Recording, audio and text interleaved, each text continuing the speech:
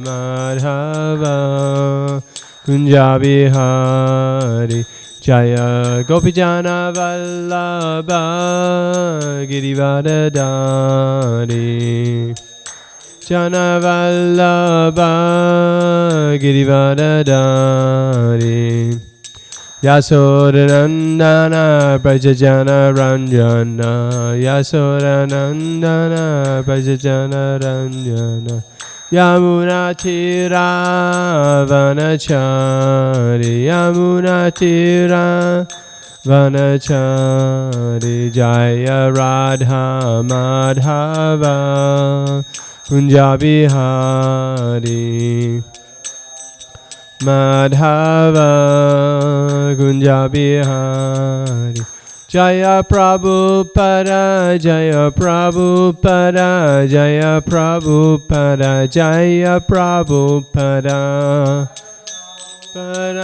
Jaya Prabhupada Jaya Prabhupada Jaya Prabhupada Prabhupada Prabhupada Prabhupada Jaya Jaya Prabhupada Jaya Jaya Prabhupada Prabhupada Prabhupada Jaya Jaya Prabhupada Jaya Vishmahan Paramahamsa Parivakasarya Sarva Sada Shishimad His Divine Grace A.C. Bhaktivedanta Swami Srila Prabhupada Ki Ananta Koti Vaishnava Ki ISKCON Founder Acharya His Divine Grace A.C. Bhaktivedanta Swami Srila Prabhupada Ki Namah Acharya Srila Haridas Thakur Ki Prem Se Kaho Shri Krishna Chaitanya Prabhu Nityananda Shri Advaita Gadadhar Shri Vasari Gaura Bhaktivinoda Ki Jai Shri Shri Radha Krishna Gaur Gopinath Shama Kunda Radha Kunda Giri Govardhana Ki Jai Vrindavanam Ki Jai Mayapur Dham Ki Jai Ganga Maya Ki Jai Yamuna Maya Ki Jai Tulsi Devi Ki Jai Samaveda Bhaktivinoda Ki Jai Harinam Sankirtan Ki Jai Priyatmadanga Book Distribution Ki Jai Transcendental Prashadam Distribution Ki Jai New Govardhana Ki Jai Gaur Premanandi Hare Hare Mo all glories to some of the devotees Hare Krishna all glories to some of the devotees Hare Krishna all glories to some of the devotees Hare Krishna all glories to Sri Sri and Sri Gauranga all glories to Srila Prabhupada.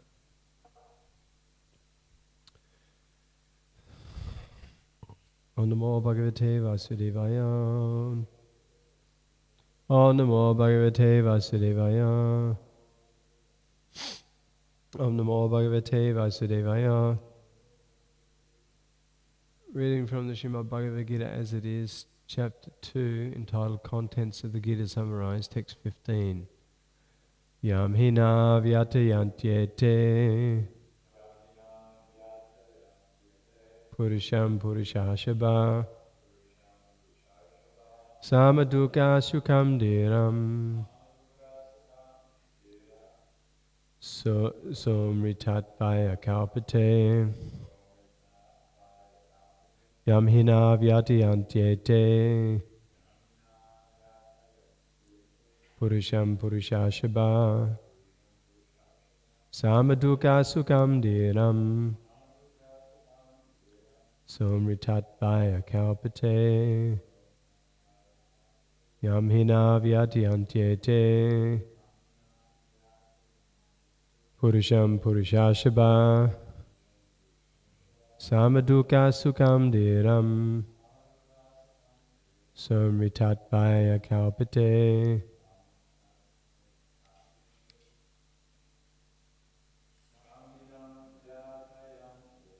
Yam hina vyatayantyete Purusham Purushashabha Samaduka Sukham Dhiram Samritat Vaya Kalpate. Word for word. Yam, one to whom. He, certainly. Na, never. Yatayanti, are distressing. Ete, all these. Purusham, to a person. Purusha Rishabha, a best among men. Sama, unaltered. Dukkha, in distress. Sukham, and happiness. Dhiram, patient. Saha, he, Amritat Bhaya, for liberation. Kalpate, is considered eligible. Translation purport by His Divine Grace A.C. Bhaktivedanta Swami Srila Prabhupada Ki Jai. O best among men, Arjuna, the person who is not disturbed by happiness and distress and is steady in both is certainly eligible for liberation. Please repeat, O best among men. Arjuna, the person who is not disturbed by happiness and distress and is steady in both is certainly eligible for liberation. Purport. Anyone who is steady in his determination for the advanced stage of spiritual realization and can equally tolerate the onslaughts of distress and happiness is certainly a person eligible for liberation. In the Varnashram institution, the fourth stage of life, namely the renounced order, sannyas is a painstaking situation, but one who is serious about making his life perfect surely adopts the sannyas order of life in spite of all difficulties. The difficulties usually arise from having to sever family relationships to give up the connection of wife and children. But if anyone is able to tolerate such difficulties, surely his path to spiritual realization is complete. Similarly, in Arjuna's discharge of duties as a Kshatriya, he is advised to persevere even if it is difficult to fight with his family members or similarly beloved persons. Lord Chaitanya took sannyas at the age of 24, and his dependents, young wife as well as old mother, had no one else to look after them. Yet for a higher cause he took sannyas and was steady in the discharge of higher duties. That is the way of achieving liberation from material bondage. Translation: O best among men, Arjuna, the person who is not disturbed by happiness and distress and is steady in both is certainly eligible for liberation. Om Jnana Timandasya Janan Jana Salakaya Chakshum Malatam Jena Tasma Shri Gurave Namaha.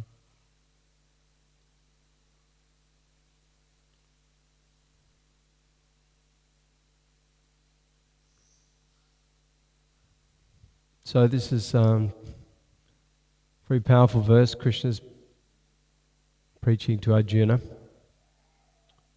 that you have to be very tolerant in this world, very equipoised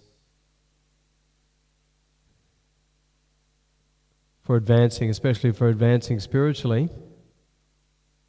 One has to tolerate all the so-called distresses and happiness that come for the body and the mind. Of course, these so-called distresses, they're so-called happiness and distress because they don't affect the soul proper, they only affect the body and the mind. The soul is not affected by any distressful situations in this world.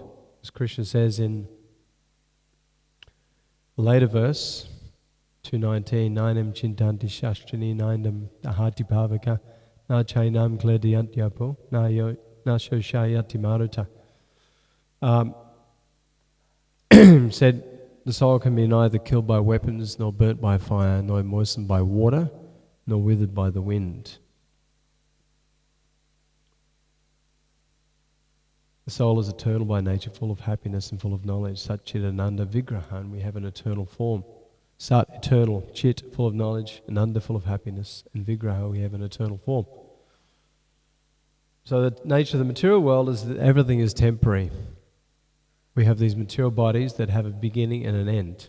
We go through 6 changes: birth, growth, maintaining for some time, producing offspring, dwindling and dying. So whether you take a human body or any animal body or a tree body or demigod body, they're all going through these 6 changes. The whole material world has a beginning and an end. And we see many, bodies or material situations can be affected by, can be drowned, body can be drowned, the body can be burnt to pieces, body can be withered by the wind, etc. But the soul, being Sat, eternal, Even a nuclear bomb dropping on the soul is not going to kill the soul. Srila Prabhupada in Calcutta in 1942-3, the Japanese were attacking Calcutta, raining bombs down on the city.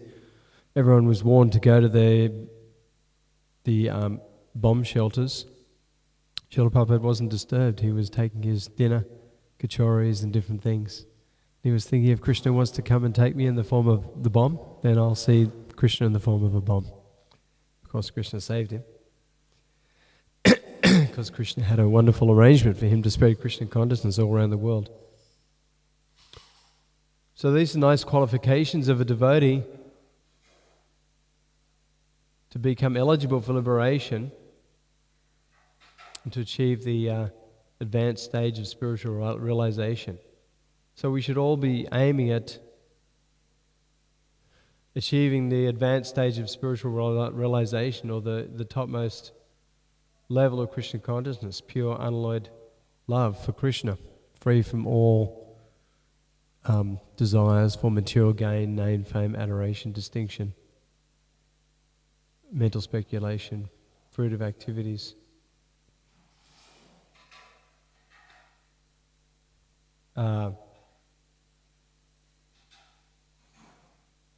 So this is the advanced stage of spiritual realization.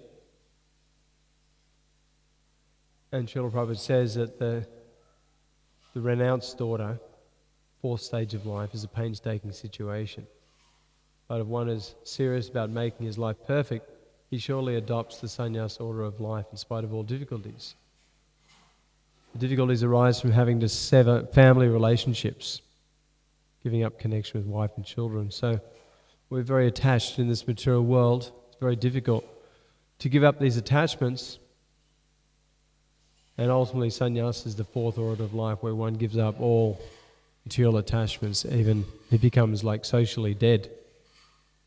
Even like the brahmacharis, vanaprasthas, they be considered socially dead, because 100% of their life is meant to be engaged in Krishna consciousness, body, mind, and words.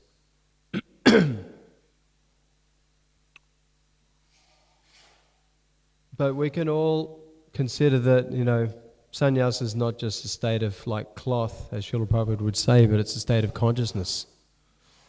So we can all be in this state of sannyas consciousness, of giving our whole life 24 hours a day, body, mind and words, for the pleasure and service, glorification of Krishna.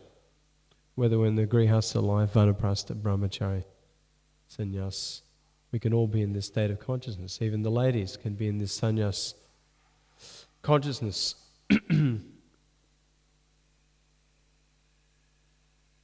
So these are very important qualities, as Srila Prabhupada states in the first line: to be steady in our determination, be very fixed in Krishna consciousness, to attain this topmost spiritual realization of pure Krishna prem, pure love for Krishna, the eternal birthright that all living entities have, and to be tolerate the onslaughts of distress and happiness.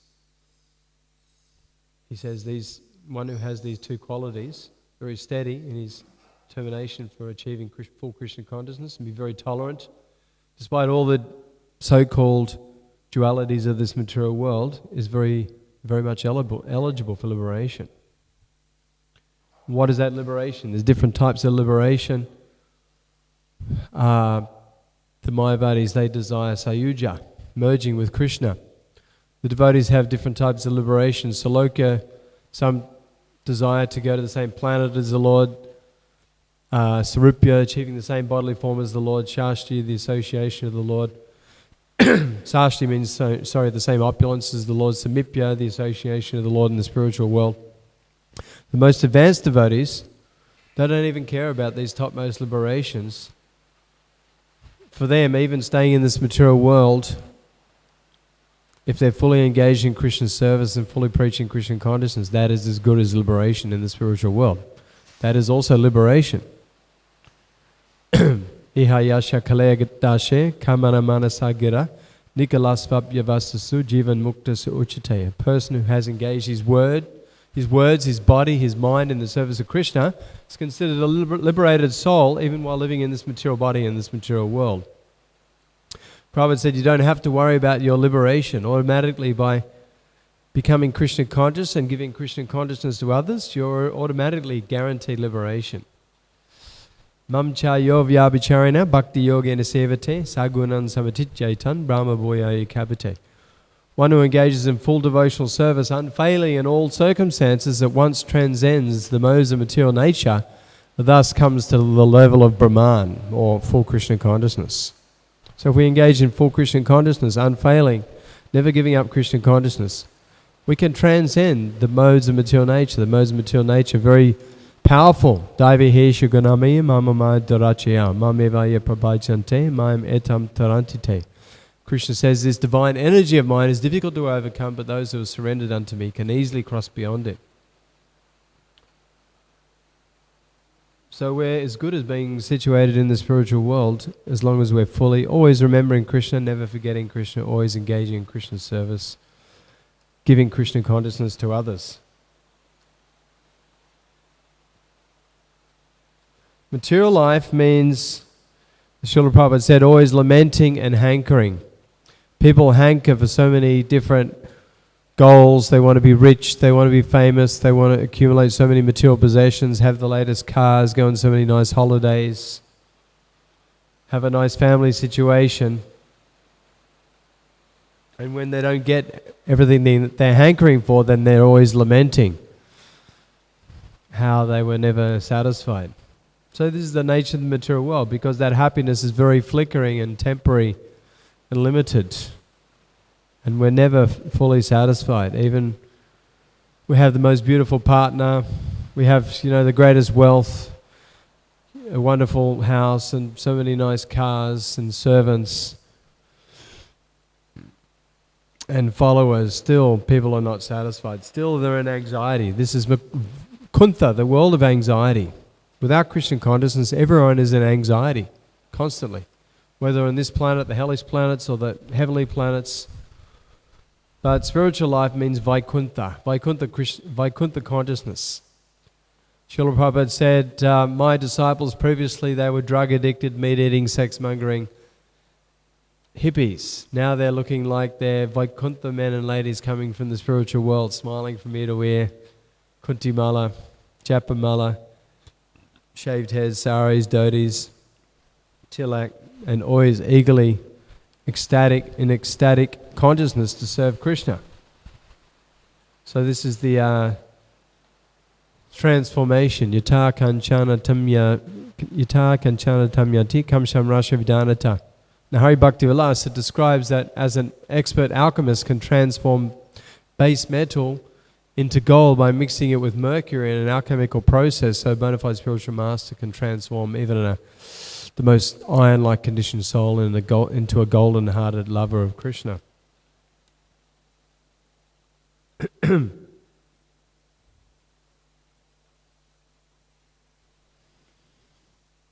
So spiritual life means, even though we're in the most hellish situation in the material world where there's so much distress for the body and mind, one is not disturbed because he's always on the spiritual platform.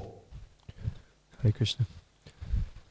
So even though there may be maybe Kali Yuga, the most horrible time where there's so many horrible things going on around the world, and there's wars, there's crime, there's floods, there's earthquakes, there's droughts, there's starvation, there's so much excessive heat and cold.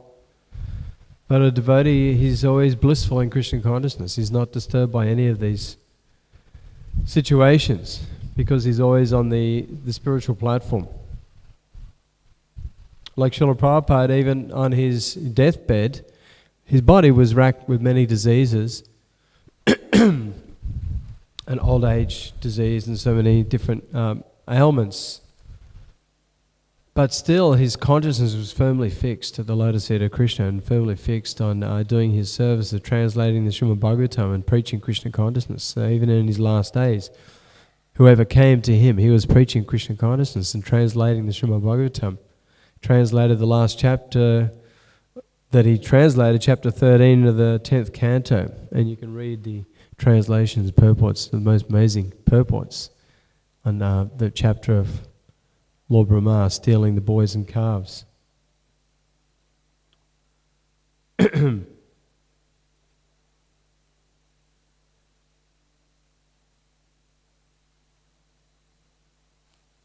So, Srila Prabhupada has given us this whole process in which we can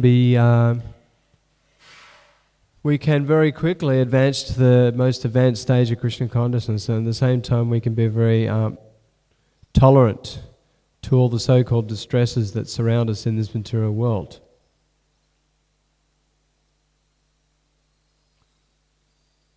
So he's given us this whole temple program of coming to the morning program, evening program, hearing the Srimad Bhagavatam, Bhagavad-gita every day, chanting the Hare Krishna Mahamantra, Hare Krishna, Krishna Krishna, Hare Hare, Hare Rama, Rama Rama, Hare Hare. Associating with devotees, taking prasadam, living in a holy place. These most powerful items of devotional service, Srila Prabhupada's wonderfully set up this movement so that 24 hours a day we can take advantage of these things and always feel fixed in Krishna consciousness, always be in remembrance of Krishna, always be eager to find service to do to please Krishna and glorify Krishna. Always be eager to be in the association of devotees.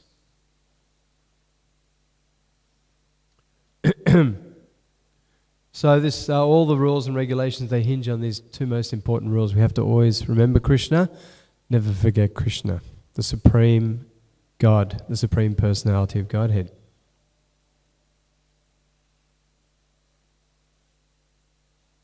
Krishna says that in the Bhagavad-gita, in chapter 8, text 7, he says, Tasmat saveshu kaleshu mam manushmarayujcha mayapita mano buddhi mama yasham shayaha. Therefore, Arjuna, Krishna says, you should always think of me in the form of Krishna, the Supreme Lord, at the same time carry out your prescribed duty of fighting. With your activities dedicated to me and your mind and intelligence fixed on me, you will attain me without doubt. So we have to practice always thinking of Krishna, never forget Krishna for a moment. And the best way to always think of Krishna in this Kali Yuga, the Yuga Dham, the process of religion for spiritual perfection and becoming totally Krishna conscious and enlightened and free from the influence of the modes of material nature, is to chant the Hare Krishna Mahamantra. Hare Krishna, Krishna Krishna, Hare Hare, Hare Rama, Rama Rama, Hare Hare. And even if it's not necessary that one even has to give up wife and children, home and hearth. Prabhupada said if even one lives with a wife, has a Krishna conscious wife and children, and he's fully Krishna conscious, then he's preaching Krishna consciousness and serving Krishna in different ways, he's as good as sannyas.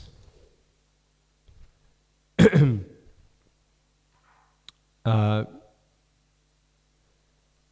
course, if these things become a stumbling block in his advancement for Krishna consciousness, maybe at that time he renounces. And we see that someone like Parikshit Maharaj, Lord Rishabhdev, they renounced great kingdoms, family, very chaste devotee wives, and they had armies and so many possessions. They renounced these things just like untouchable stools. But generally, the conditioned soul in this world, we're very attached. It's very hard to give these things up. Prabhupada said it's compared to like a worm. Sometimes you see a worm in a pile of cow dung. And you pull that worm out, you put him on the side, he'll crawl back in because he's thinking it's such a wonderful, comfortable, warm place here. This is my home.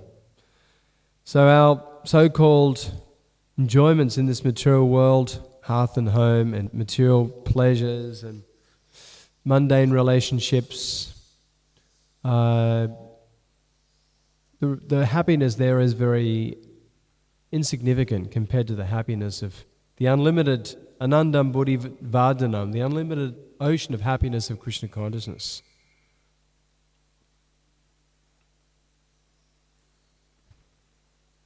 So, but in Krishna consciousness, many of us are grihastas and we're trying to have our house as a temple, and we invite sadhus, saintly devotees to come and preach Krishna consciousness. We have kirtan, we put on feasts, we have many books and pictures, Krishna's pastimes all around the house, and we're trying to make our family Krishna conscious. So that such a situation is advantageous also for one's advancement in Krishna consciousness. But we should never become too comfortable in this material world. Like sometimes we may think, oh, we're in such a beautiful place here in Govardhana, and materially speaking, it is a beautiful place compared to many other places in the material world. But still, everywhere you go, even on New Govardhana here, there exists birth, death, old age and disease.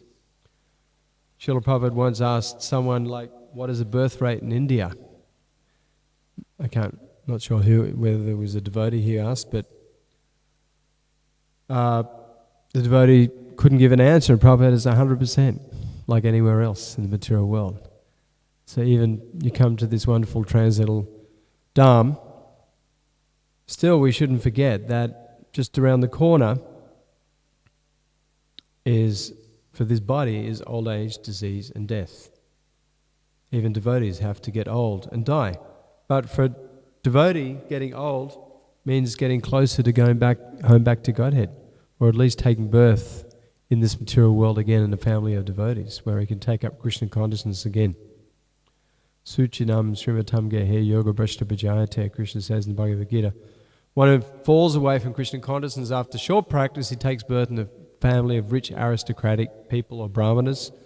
One who is unsuccessful after long practice of this bhakti yoga, he takes birth in the family of transcendentalists. Srila Prabhupada in the purport says that such was the good fortune of myself and my spiritual master. We took birth in the family of Vaishnavas.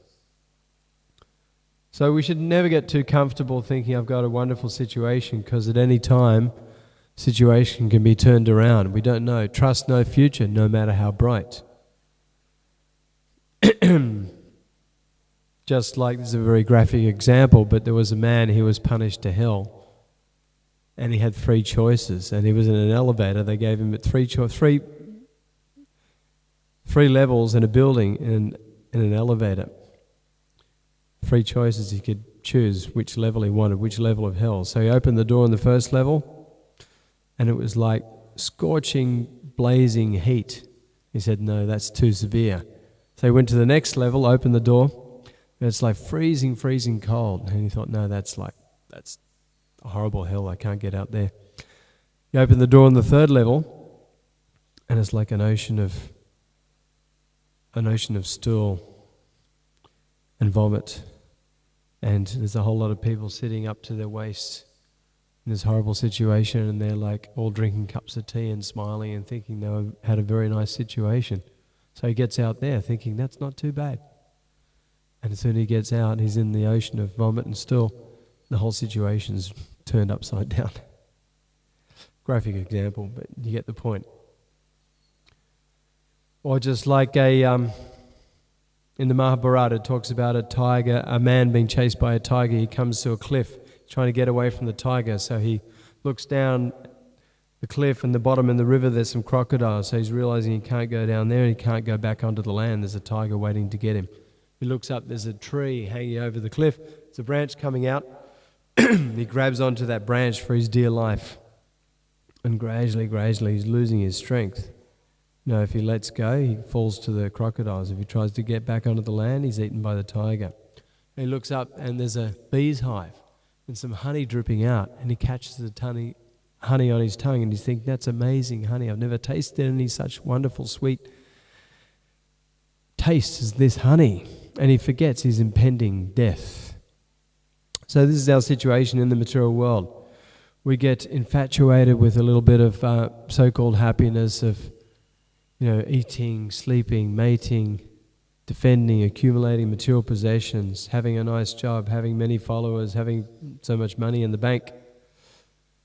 But we're forgetting our impending death that is just around the corner. Just like Srila Prabhupada said, the goat's in the slaughterhouse. The goat sees his mate getting taken by the slaughterman and his head chopped off, and the other goat gets a little fright.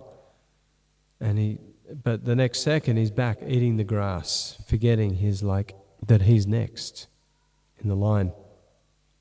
Even Srila Prabhupada tells the story of the Indra. He was king of the heaven, and heavens, and he offended his spiritual master Brihaspati, so he got cursed to take birth as a pig on the earthly planet. And he had pig wife and children. He was wallowing in the mud, and he was eating stool like pigs do. You go to Vrindavan, the pigs, they eat the stool. People, they go and do number 2, pass stool in the fields, and sometimes the pigs are waiting to get their breakfast. So Indra was like that, and Lord Brahma came and saw him in that most abominable situation. And he was trying to think, how can I wake up this foolish Indra? His rightful situation is in heaven. He's in this abominable situation. So then he thought of an idea, I'm going to kill his family members one by one. And that'll help Indra wake up. So Lord Brahma killed all the different family members of Indra. Eventually Indra woke up to realize, what am I doing? I'm next, and I'm a pig. I'm not a pig, I belong in the heavenly planets. I'm the king of heaven, Indra. So he went back to heaven.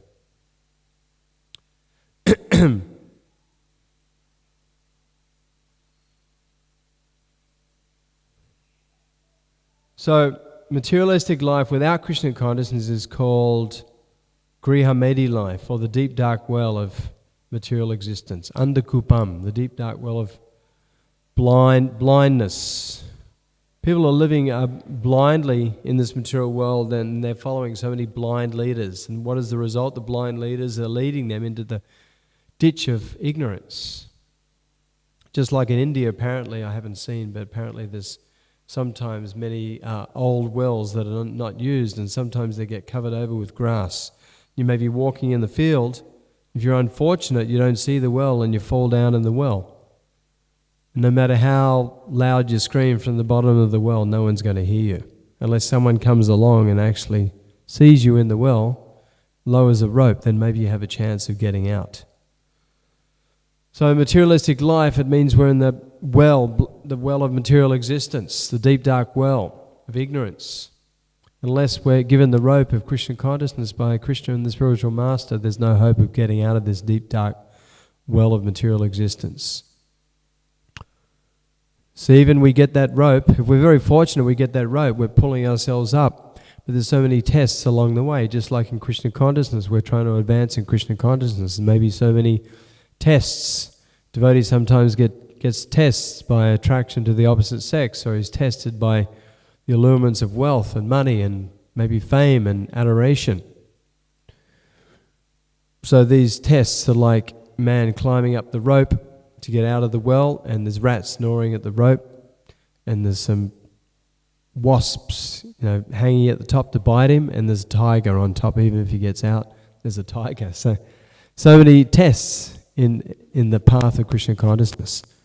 But if we're strongly fixed in Krishna consciousness, like this verse is stating, we're not disturbed by all the happinesses and distresses, and we're steady and fixed in our determination for advancing to the topmost position of Krishna consciousness, then nothing can deter us from the path of Krishna consciousness. Not even the greatest attractions of this material world.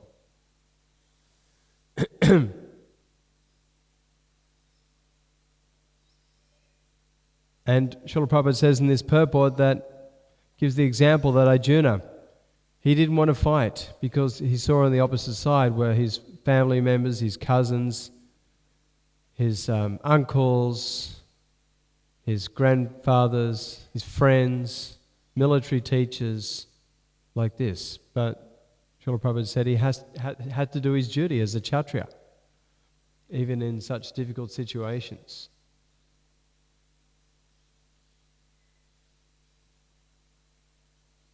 And Srila Prabhupada gives the example of, Lord Chaitanya taking sannyas. It's a painstaking situation to take sannyas, give up one's comfortable family situation. But Lord Chaitanya took sannyas, even though his young wife and mother had no one to look after them. Lord Chaitanya took sannyas for the benefit of the whole world.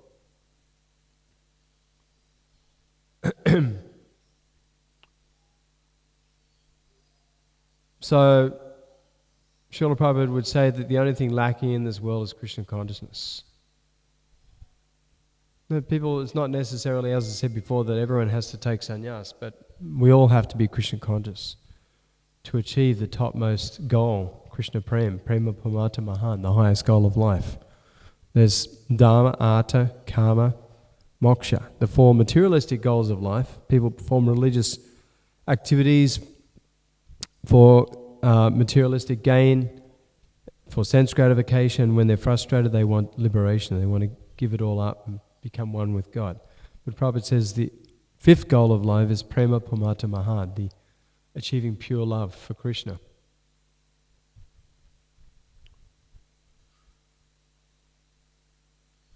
So, just by adding Krishna consciousness, Srila Prabhupada says it's like, materialistic life without Krishna consciousness is like a whole row of zeros. But if you add Krishna to your life, if you add God, in the equation it's putting one on the row, on the end of all those zeros that has some substance. But people without Krishna consciousness, they're simply living an animalistic life.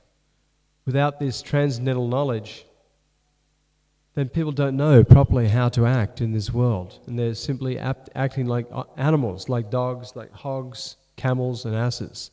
Just like the Bhagavad-gita gives the classic example of a camel is the hard-working beast of burden. Just like people work so hard, many people in this world, for so many harsh taskmasters.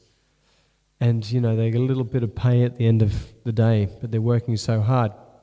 Just like the ass, if you go to India, you see the ass has the man has got the ass, the donkey, pulling a huge cart piled up with like bricks and different things like that. And the man is dangling a carrot or a bundle of grass on a stick in front of the donkey. And the donkey's thinking, if I just work hard for this master, at the end of the day I'll get that bundle of grass. At the end of the day, that's all he gets, a bundle of dry grass. He's not thinking, why do I have to work for such a horrible master? There's so much green grass on the side of the road.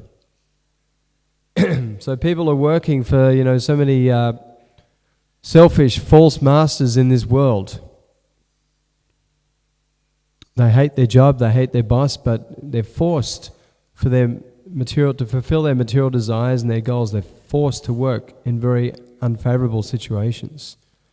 But they're not realizing they can just give up this false situation of working for so many false masters, and they can serve the real master, their eternal master and Lord, Krishna.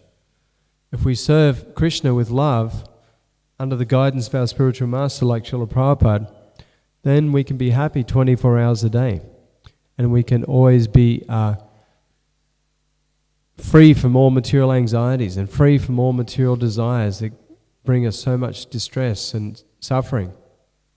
And we can become liberated, attain to this liberated position of real liberation. Means to always be Krishna conscious. And ultimately we can go back home, back to Godhead, back to the spiritual world, where there is eternal life full of bliss and knowledge. The material world is temporary, full of ignorance and suffering. As I said before, the spiritual world is Sat Chit Ananda Vigraha, eternal, full of happiness and knowledge, and we have our eternal form there. The material world is Asat, it's temporary, Nidananda, full of suffering, and Achit, full of ignorance.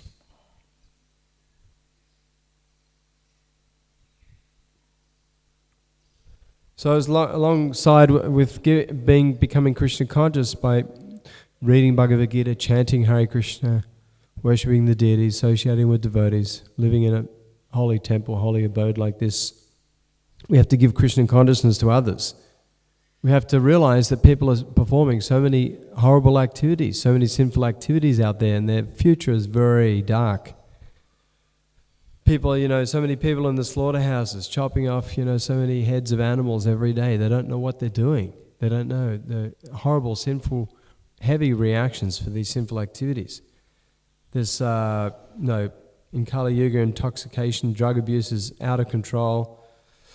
So much illicit sex that even the big leaders, the kings and the politicians, and royalty are embroiled in these activities of illicit sexual affairs. People are so addicted to gambling. Just like if you're in a forest fire you find with a whole lot of friends and you find some road how to get out of the forest fire, and you take off and you don't tell all your other friends how to get out. There's a very miserly consciousness.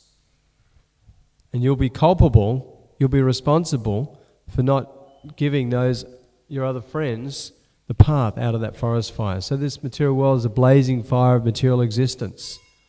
And if we don't give other living entities the path out of this material world, back home, back to the spiritual world, the path to achieve our eternal dormant love for Krishna, then that is a very abominable consciousness. And we can understand we're culpable also for reactions if we don't share Krishna consciousness. So just like people are getting some temporary relief in this material world from some temporary satisfaction, just like if you have a boil, you blow in the boil, you get some temporary relief from the pain, but it's not the cure for the boil. You have to actually get a scalpel or knife and cut it out. Otherwise the infection stays there. So we're getting some temporary relief for our distress in this world through, pleasures of eating, sleeping, sex life, etc. But it's just a temporary stopgap measure. And we might be very hot, so we turn on the fans or the air conditioners and we get some temporary relief. But Srila Prabhupada, he gives us, a pure devotee like Srila Prabhupada, he's giving us eternal relief from the blazing fire of material existence. Therefore we can say he's the real AC.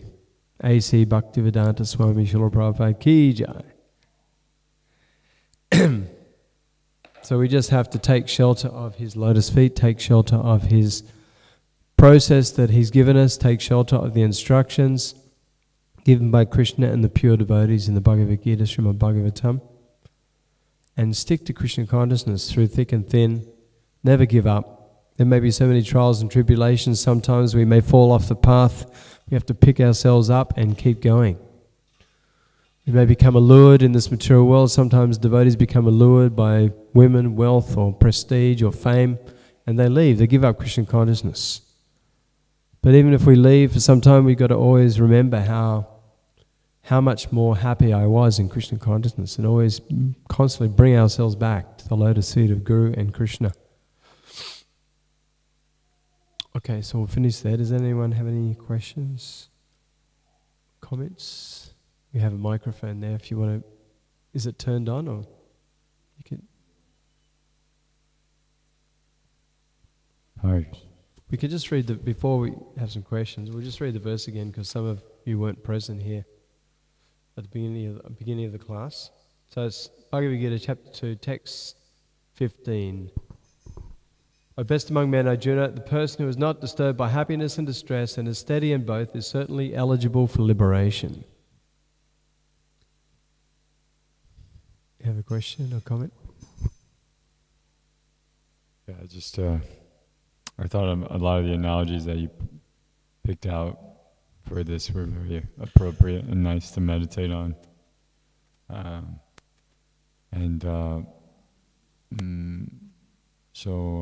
Question.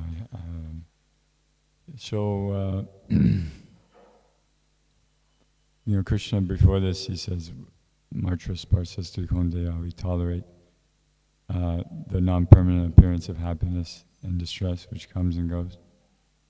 So what is, we say, we also tell people that, chant and be happy, that for devotees, what is happiness? Like, is there a proper definition? Because we know when we tell people happiness, they're thinking like being situated in comfortable life, yeah, or like enjoying, or having friends. So for us, it's like, that's a very good question. Well, happiness. Like, what is permanent happiness? Happiness in the material world, it means selfishness, thinking of one's own happiness above anyone else. Happiness in Krishna consciousness means trying to make Krishna happy and the spiritual master happy. Trying to please them. And then automatically, automatically we become happy. And the devotee, he's even fixed in Krishna consciousness. Even if Krishna tramples him under his feet, the devotee is not disturbed. He doesn't give up his Krishna consciousness. Even if he's experiencing the so-called distresses of this world, he's still happy. He's still blissful. Like Queen Kunti, she was exiled to the forest with her sons, the 5 Pandavas, and they underwent so many material distresses. But she saw these material distresses as stepping stones to help her always remember Krishna. Vipada santutasha tacha jagat guru. She says that, my Lord, may those calamities come again and again so that we may see you again and again. For by seeing you again and again means we no longer see repeated births and deaths. So for a devotee, these so-called distresses, they help him or her constantly, remember the lotus feet of Krishna, remember the instructions of Krishna, remember the service of Krishna. If we're in a situation of material happiness, it may be an impediment because it may make us forget Krishna's lotus feet. Of course, this is a very advanced platform to see calamities and hardships of this world as great boons for remembering Krishna and advancing in Krishna consciousness. But an advanced devotee, he sees like that because it forces him to call out to Krishna. Just like Draupadi, when she was getting disrobed in the assembly of the Kurus, she was holding on to her cloth, but then she realized that the only solution was to call out to Krishna, Hey Govinda. She called out to Krishna out of great distress. And Krishna came and supplied her unlimited saris so that Dushishani couldn't disrobe her. So, just like when we go out preaching Krishna consciousness, it's difficult, preaching to conditioned souls, people who are godless and have no understanding and no respect for devotees and preachers. And you may get so many insults and people who just ignore you. You're trying to distribute books and people just ignore you. They may insult you. They may tell you to go and get a real job or go to hell. It's very difficult, You have to really and you're forced in that situation to call out to Krishna. It's a really wonderful situation because you're forced more than any other service to really call out to Krishna. Please, Krishna, help me engage these people in your service. You can clean the temple room floor, or you can make some garlands, or you can grow a garden for Krishna. And they're all wonderful services, but you're not really forced. Oh, this is so difficult to clean the floor. Please, Krishna, help me move this mop back and forth, But when you go out and confront the conditioned soul, especially try and give them these books, as many of us have experienced, so many difficult people to deal with. And we have to be very patient with people, very tolerant and very nice to them, And we can't be attached to the result because devotees, preachers understand that Krishna is the doer. Krishna says in Bhagavad-gita 247, Kamani eva adhikaraste ma phalesho gadachana ma phala kamahetubu ma te songostav kamani. You have a right to perform your prescribed duty, but you're not entitled to the result. Never consider yourself the cause of the result. Never be attached to not doing your duty. So we have a right to do our duty of serving Krishna, but we're not entitled to the result. The result is for Krishna's pleasure. And never think that we are the doer. Krishna's the doer. He's acting through us, when we do our service, when we're out there preaching. And never be attached to not doing our duty. Like Arjuna was thinking, I'll just run away from the battlefield and go and meditate in the forest. So he was being attached to not doing his duty. So our duty is to assist Srila Prabhupada and Lord Chaitanya Mahaprabhu and Krishna in the Sankirtan movement of sharing Krishna consciousness with others, whether it means people who are coming to the farm or people out there on the street. And if we're not doing that, if we're thinking, I'll just live my secluded in my little bhajan kutir on the farm here, and I'll never preach Krishna consciousness, then there's miserly consciousness. how, most people in Kali Yuga, they're not inclined to come to the temple or churches. We have to take the temple and the churches out to them on the street. And spreading Krishna consciousness is the shortcut process to achieving the mercy of the Lord and His pure devotees like Srila Prabhupada and becoming fully Krishna conscious. It becomes difficult to practice our own Krishna consciousness if we don't share this Krishna consciousness with others. Just like I can tell one story to finish. There was a man. He was meeting all the famous presidents around the world, and so he met President Trump, and somehow he got into his office. He saw President Trump had a red phone on the table. And he said, "Oh, what's that phone for?" And President Trump said, "Oh, that's to ring all the different presidents around the world." And he said, "No, go ahead, be my guest. You can use that red phone."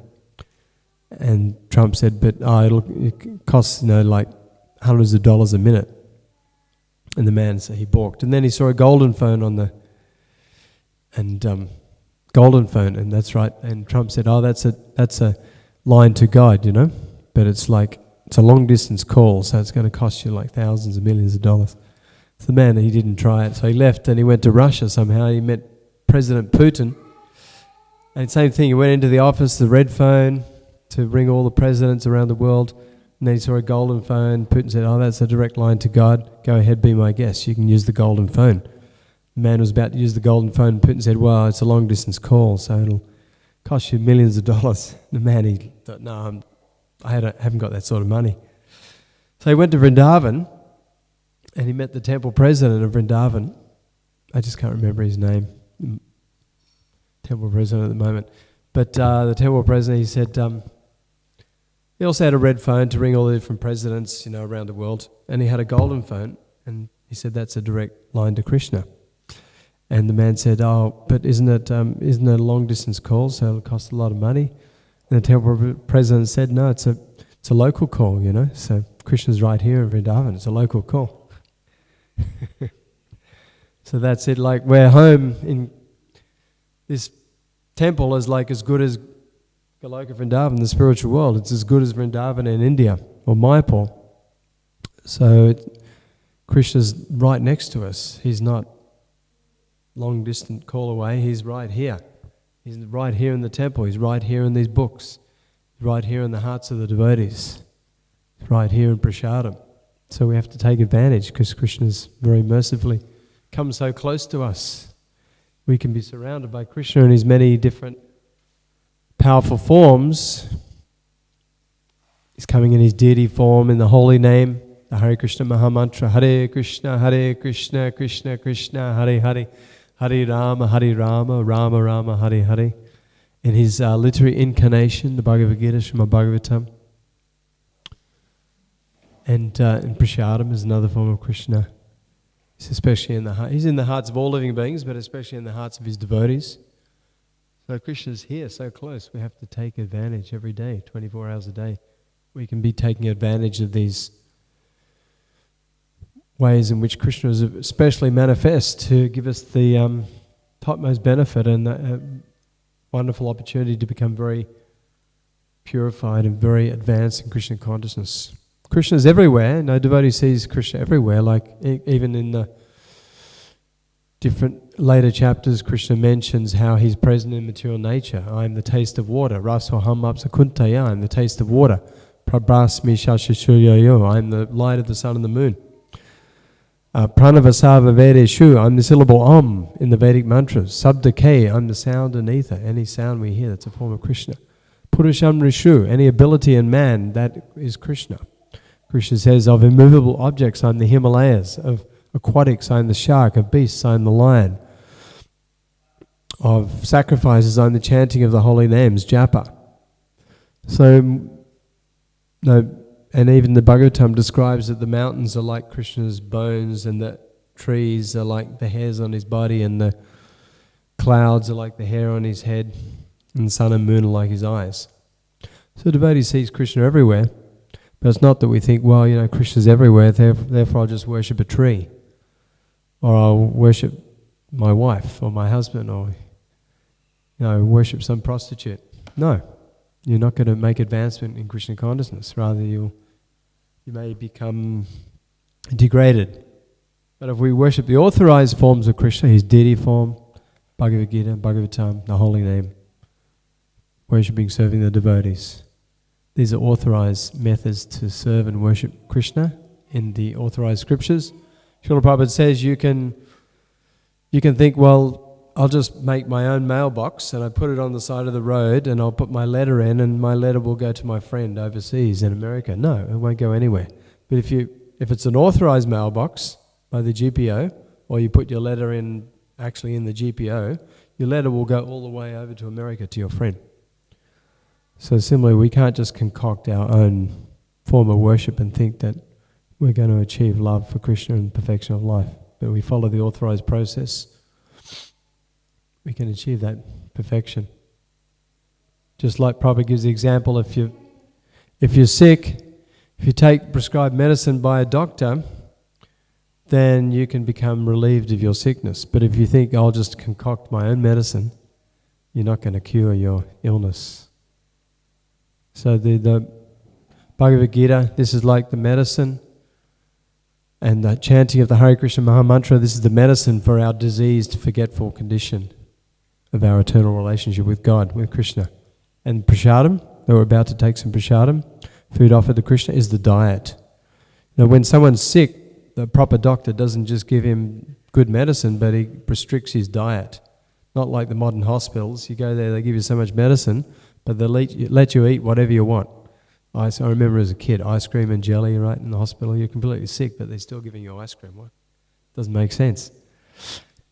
So, proper doctor will give you a good diet along with the medicine. So the spiritual master, he's giving us the proper medicine, the form of the Hare Krishna Maha Mantra, Bhagavad-gita, Srimad Bhagavatam, and the diet of Krishna Prasad. And these things are very powerful to cure our disease of forgetfulness of our eternal relationship with God. So any living being can be revived back to their eternal relationship with Krishna through this bona fide process. Does anyone else have any questions? Comments? I have a microphone here. You have a question?